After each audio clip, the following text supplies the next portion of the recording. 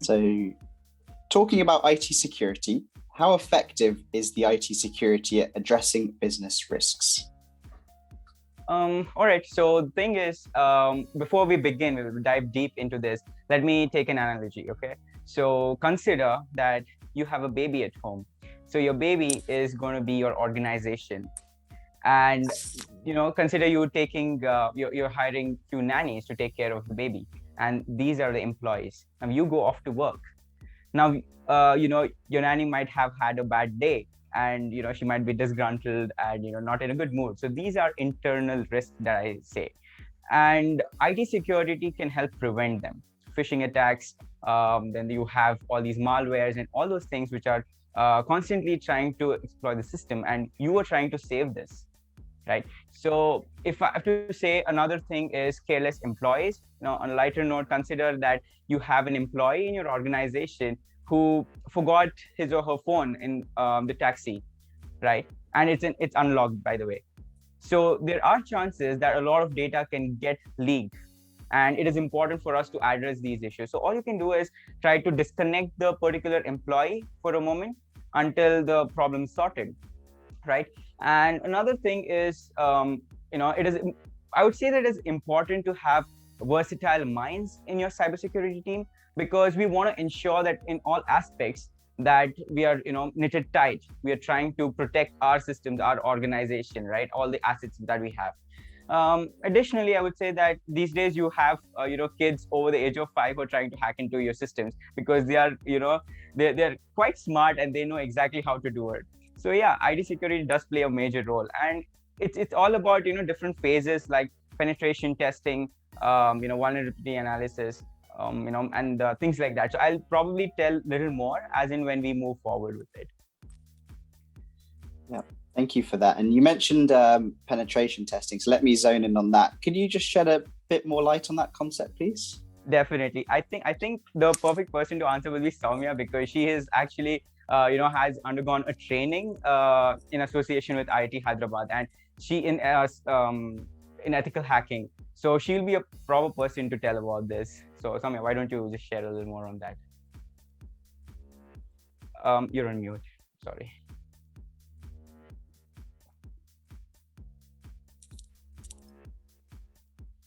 Yeah, so penetration testing, mainly it's known as pen testing or P testing in a cybersecurity world. And this means that the computer security experts, whatever vulnerabilities a system has, these experts detect and take the advantage of these vulnerabilities in the applications. So these experts are known as, the white hat hackers or the ethical hackers, and they simulate an attack, similar kind of attack to a real world attack, which is conducted by the criminal hackers or the black hat hackers, which we all know. So conducting a penetration testing is similar to hiring a security consultants, and you hire them to in an attempt for a security attack. When any of the secure facility is being compromised, you hire those people, and they in turn find the vulnerabilities, they pen test the system, and find the real cause of what actually caused the attack, how the criminals attacked the system. So this is major what is called as penetration testing. Now, if we go deep into how a penetration testing works or P testing works, so there are different phases, or you can say different types of penetration testing. So the types of penetration testing usually include a network penetration test, a wireless penetration test, and a physical penetration test. So a network penetration test is something called as a black box testing. So, just consider black box which we have in our aircrafts. So in aircrafts, the black box is something which is really, really important to the functionality of an aircraft. Similarly, a black box in network is really important as it has the configuration elements of a network. So that is a type of penetration tests which we conduct. Now, another type of is wireless penetration test, which is mainly considered as an application security testing. So you are the application which you have, you're actually testing that application security guidelines or the security functions which work properly and which does not work properly. Because if you can get hand over the vulnerabilities in the application part, you might patch it up, and there will be less risks for getting it attacked. So then coming, as I told, there are different phases in penetration testing as well. So I believe that getting to know what penetration testing is a different part, but getting to know how penetration testing works in different stages is really important as well. Because unless and until you don't know how to work on it, a business organization will be lacking few or the other things which might affect the security nature. So first thing is you plan and reconnaissance. That is the word which we use. So planning, in the sense, you define your goals and you check whether you have gathered as much as information which is required for penetration testing or a penetration test to work on. Because that's, the planning is basically a simple thing which we use in every plan which we make in our daily life. You plan your goals, you set them, then you finally gather information which you require. And the next phase or the stage which we talk about is scanning.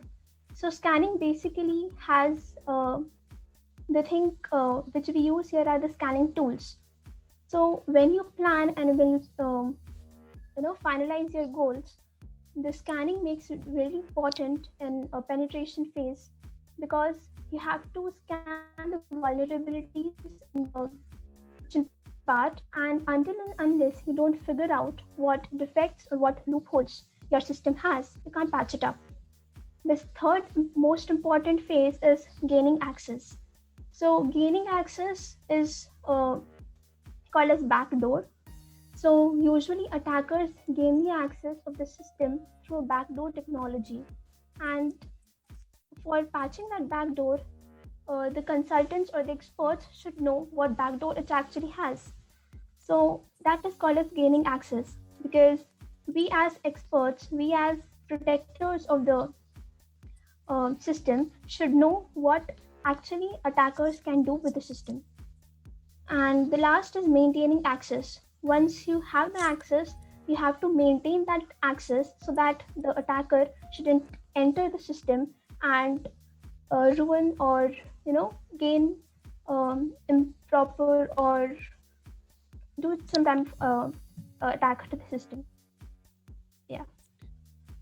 Thank you. Yeah, that was a very comprehensive overview of penetration testing. Thank you. So I guess my next question is, we've talked about testing, which is before, assuming everything goes perfectly in the testing phase, but what happens if it doesn't? So, suppose we have an attack, what are the next set of actions we can take?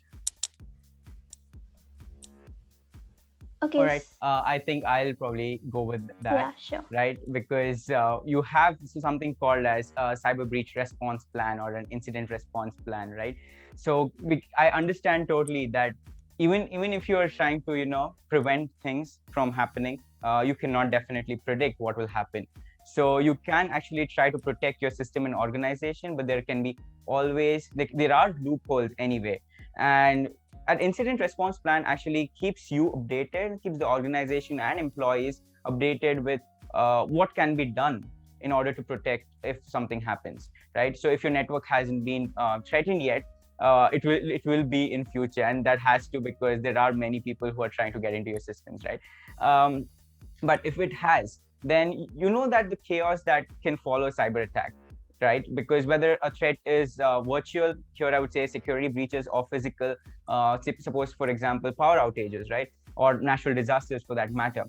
So you lose the total or partial or total functionality of your entire organization, and that can be crippling, because you have lots to do. You have your clients and everyone together, and you have to serve them constantly. And this plan basically, it will help you prepare kind of a disaster recovery kind of a thing, because you are planning to mitigate the risk and prepare for a range of events that might occur. So your network will never be 100% secure. So you must prepare for your network and your employees for the crisis to come. So yeah, you can train your staff to be ready for the disaster, and that's what you should be doing next, and then look where all you can possibly curb these things. I would like to shed some more light on few points. Dhruv mentioned that at time of attacks, you should make aware your clients or the customers which you have, right?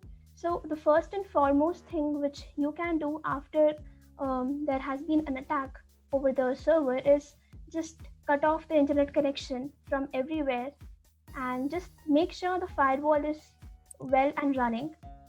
And the third most thing which you can do is identify the server which has been compromised, because the server which has been compromised holds the most important data, and if that is compromised, the data which it has can be leaked or can be used for another disadvantageous purposes. And after doing, because just going on checking which server is being or which information is being attacked is it will be waste of time. So better just check which server is there and protect that server, and just then you can follow up with the clients, the customers. You can make them aware that there has been attack. You can protect your personal belongings or the stuff which you have with the company. Yeah, no, that's very clear. Thank you very much. So our next question is more about today's world. I mean, anytime you go on your phone or you go on your computer, you're immediately met with a third-party application or third-party vendor. So it's a very relevant subject of today. So the question is, how do we ensure and protect sensitive information when it is handled by those third-party vendors? Okay, so was it for me? Yeah, you can start, please. All right. Okay, thank you. Yeah. So, Soumya, you can definitely add on to that later on. But yeah, I actually, I'd say that there are a few things, that we have. So I would say assess your vendors well, because they are going to, work closely with you, your data. You need to, make sure that you have done your background check with respect to the vendor. You have checked their credibility, and it's more like they have access to your entire network and sensitive data without measuring the cybersecurity risk. I think you shouldn't go with them, right? Also, risk management. So incorporating risk management can, it's a good practice, because whenever you do incorporate risk management, this won't actually prevent a third party from, using your data or, getting into your network. But this probably means that you have that contract that is set, and this probably will, try to go against this contract, will go against them because their security posture has weakened over time. Again, keep an inventory of your in-use vendors, because before you can adequately determine the risk your third-party vendors introduce, you need to understand that who all your third parties are, and sometimes you have fourth parties as well. So what I mean by fourth parties is that third-party vendors are not standing alone. They rely on several different users, your companies, as well. So you need to also look into those. And I know it can be a little more expensive, time complexity, if I have to say, because you are trying to regularly research and make sure you're not getting into a bad deal at the end of the day. Also, continuously monitoring vendors for security risk, because what can happen is there are audit trials, there are questionnaires that can come up, and at the end, these are just a snapshot of your organization. That does not tell you, what exactly it has to do, what exactly that particular vendor is all about. So you need to make sure that you take care of all these things, and definitely you cut ties with bad vendors, because it's not helping you or your organization in any way. So another thing I'd say is follow the principle of least privilege, because you do not want to give all your data to them, right? So give the data that is required by them. So suppose, for example, if they're asking your address, email ID, and phone number, please just give that. no one needs your password, right? So this is something that I would, so just an example, by the way. So just give only things that are required by them and enough for them to perform their work. You do not have to give any extra information, right? And just do a background check again. So that's what I have to say. Yeah. Yeah, I guess Dhruv has covered all the points. So no add-ons. Good. Now, maybe one question actually, just on Drew's point. You mentioned, third and then fourth party. Do you mind just explaining what that is in an example? I'm sorry. Could you please repeat? There was some So you mentioned third party, and then you also mentioned fourth party. Yes. Can you just explain that what that is, please? Yeah, sure. So basically, what I meant to say is you rely on a third party, right? Now, I am trying to give my data, and that third party is working with me. But that third party is not alone. That's a separate organization which is trying to work with another organization for support or any technicalities for that matter. So you do not know how well that particular, or say for example, that organization, the fourth party, is managing their network.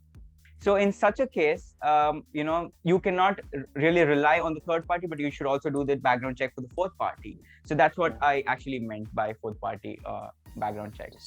Thank you for that clarification. So just to kind of close, we've touched upon a number of different points here. So we've talked about business risk, we've talked about the testing phase, we've even talked about what happens when there is an attack.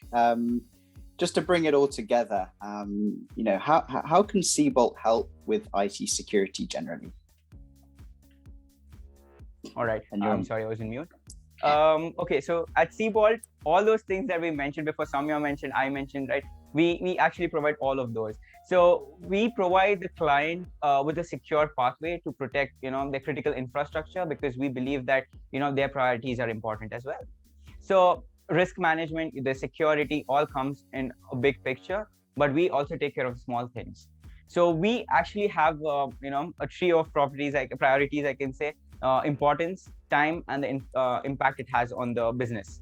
So from government agencies to healthcare, banking, finance, everywhere, security is important these days. And we believe that, bringing growth rather than, just the title of our work. So we provide all these services. So vulnerability analysis, your penetration testing, so wireless network assessment that Soumya mentioned, right? So it is a amalgamation of both vulnerability analysis and penetration testing, but it is more on the wireless network side, so wireless environment. And again, incident response and malware analysis, we do that as well, that I mentioned earlier about the response plan. So again, we also have forensic analysis. And what I mean by that is a detailed investigation for detecting. So consider that, a cybercrime has occurred. What exactly would you do? So this would document the entire course, check for event and audit logs, because every time a user tries to access the application or your network or your server, there's an event that's generated. And through that, we can figure out, we can actually get all the information that we need. And this is all about forensic analysis. You can also find your culprits and what are the consequences in case of security incident. And again, configuration and system audit. So in the snapshot of the organization, giving certain questionnaires, what exactly does the security and where it stands in your organization. So Seabalt covers all of it. And we do have tie-ups with a few organizations who are really great with their credibility of IT security, and we are backed by them as well. Brilliant. Yeah. So I think Hema had a question. You'd raise your hand if I'm not wrong. I'm sorry about it. Yes, I just want to go back to your point on saying third and fourth party background checking. So let's say, for example, I'm dealing with my immediate bank. I don't know what information they share with the fourth party, like you said. How do I do that background check? Right. So banks actually take a lot of care before they actually reveal the information to fourth parties. The main reason is because, as Soumya mentioned, there are these certified ethical hackers in their company, in their banks, who are entitled to hack into the system And I know it's an oxymoron, ethical hacker, because hacker can never be ethical again.